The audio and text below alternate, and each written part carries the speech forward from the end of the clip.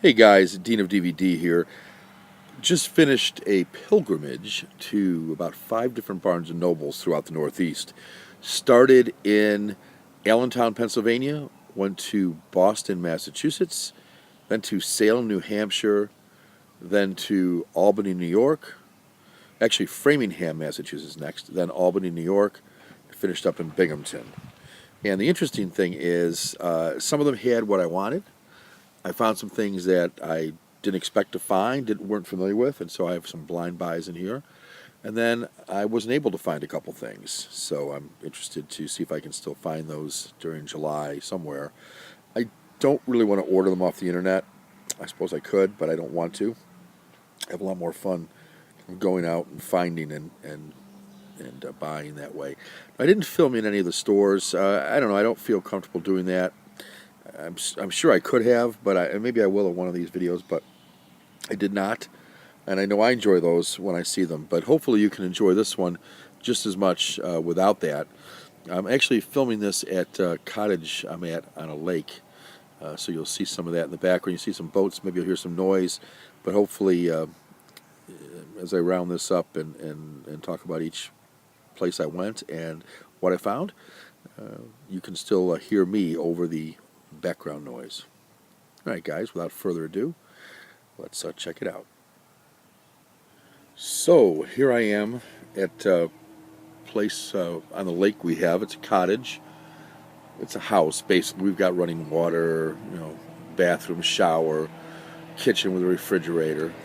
But it's a beautiful lake. You're only seeing a very small portion of it here. It widens out at the end. You see some water skiers, or not water skiers, one of those things you can ride in and get pulled behind. Floats, I guess, in the background. So you can hear some noise in the background from a boat occasionally. It's a pretty quiet lake, though. There is a camp across the way. I'm sitting under a canopy, and the sun is out, as you can tell in the ferns that are there. We keep our property pretty natural. Some of them, as you can see across the way there, over here. This one is a pretty nice one, actually. It's a probably $1 million camp. Ours, or cottage, ours is not.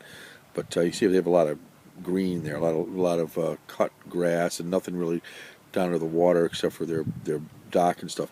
We keep ours much more natural. We got ferns right up to the lake, except for the path we have to actually go right down to the water in a boat there and so on. But nothing too fancy. We don't need it fancy.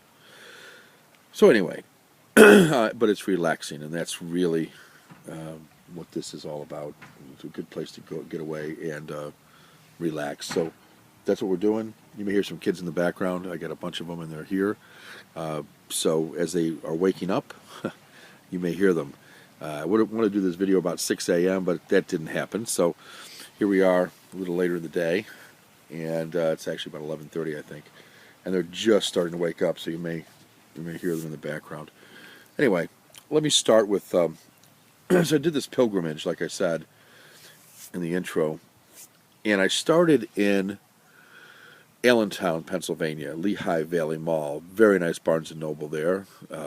Beautiful outdoor area with some cushioned chairs and tables, look like teak tables. Real nice. Very relaxed. It was a beautiful day, and so there was people out reading the newspaper and so on, having their coffee. Really, really relaxing area. It's in the Lehigh Valley Mall is a mall, but it kind of wraps around, and it was really kind of cool looking. Barnes & Noble was a beautiful store. They had a nice selection, but they didn't have everything I wanted. Now, here was my plan was, they had a lot of what I wanted, actually. And I probably could have got almost everything I wanted there, but I wanted to go to a bunch of Barnes & Nobles and pick up something at each one, or one or two, or something like that. That was my thought. Well, it didn't work out that great, and I'll tell you why at the end, but it worked out pretty well. So I had a list with me, and my thought was these are the ones I really wanted. And as I said in the intro, there were some other ones that I'd forgotten about, some that I never even heard of. And as I looked through the stuff in the store, I thought, wow, these are some pretty good ones. I'm gonna get those. Well, number one on my list, and the one I really wanted, was the first one I'm going to show you here. Huge fan of Ingmar Bergman. So this one in particular I liked and wanted. So start out with that. And okay, I can do this, I think. These stickers are annoying. They really are. These stickers. Oh, this one's okay. I see why I left it where it is. I'm going to talk about this too in a little bit. But anyway, first one was this Persona by Ingmar Bergman. Beautiful, beautiful cover on this. I've seen parts of this film. I've never seen the whole thing, so I'm not going to comment on the movie itself, other than to say it's by Ingmar Bergman. It is the story of an actress who, for some reason, and I don't know the reason, some trauma happens in her life, and she becomes a self-imposed mute. She doesn't speak. And so her doctor recommends going with a nurse to a cottage on an island, a secluded island, or secluded cottage on an island, and seeing if that nurse can't help her. Here's the spine. Spine 701, by the way. Yeah, maybe it's easier to show it to you that way than you can imagine on the shelf this way. Or you might want to put it on your shelf this way. I would put it the other way, but depending on how you're doing it. And there's the back. Lots of extras on this. By the way, my criteria for picking up a Criterion film is something influential, obviously, and almost all of them are, so I'm not going to pick them all up. But as they always say, it's a continuing series of important classic and contemporary films, so they're all important. But I like to see a lot of extras, and in this case, there is quite a bit. Excerpt from the 1970 book Bergman on Bergman, excerpted interview from 1977 with B.B. Anderson, who plays the nurse. There is a new visual essay in the film's prologue. It's a 2K digital restoration. A bunch of archival interviews with Bergman, Ullman. Liv Ullman plays the actress, and also B.B. Anderson on these archival interviews. On-set footage with audio commentary by Bergman historian Birgitta Steen. Liv and Ingmar, a 2012 feature documentary. See, that'll be cool. So you get a lot of extras on this, and in my mind, that's part of the reason I buy Criterions. So if it doesn't have a lot of extras, I'm not as inclined to purchase it. Anyway, Persona was the first movie I picked up, first one I put into my hands in that Lehigh Valley Mall, Barnes & Noble. The next one I got was It's a Mad, Mad, Mad, Mad World. You know, I had mixed feelings. I've seen much of the movie before. I thought it was pretty funny, and it's one of those movies you can put on and just kind of watch parts of it and still enjoy. The plot is, it's not a huge plot, but each little vignette or each scene has something to like. Tons of. Look at the extras on this thing. That's what really sold me on it. It's 5 discs, by the way. 3 DVDs, 2 Blu-rays. All this stuff is on all of it. Oh, by the way, every single thing I picked up is a dual format. I just feel like, you know what, while they're doing it, I want to get them. And every single thing I picked up is a digipack. There's nothing I got that isn't a digipack either. So this movie is 163 minutes long, 1963 in color, 5.1 surround sound, and it's at 2.76. You're going to have bars on this one on the top and the bottom, even on the widescreen, and that's fine by me. It's going to look very theatrical. 692 is the spine number, and here's what that looks like on the side. That's the side that I would probably put forward, but you could put that one forward if you wanted to. Either way.